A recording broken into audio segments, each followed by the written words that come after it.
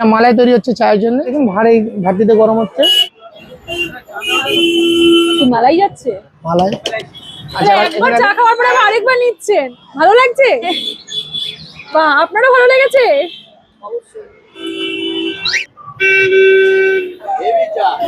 দেখি বাটার গেল, বাটার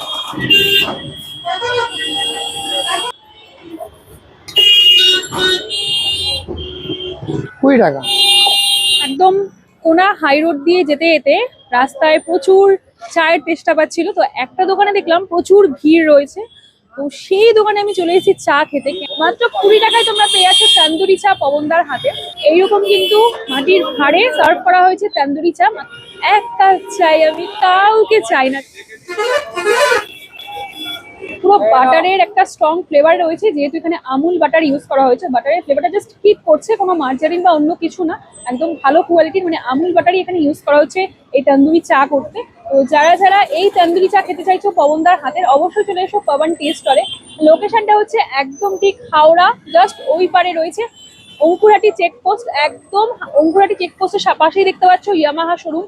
একদম ইয়ামাহা শোরুমের অপোজিটে আসলে তোমরা পেয়ে যাবে এই পবন টি স্টল। তো এখান থেকে নিয়েছি মাত্র 20 টাকায় এই তন্দুরি চা। Seriously just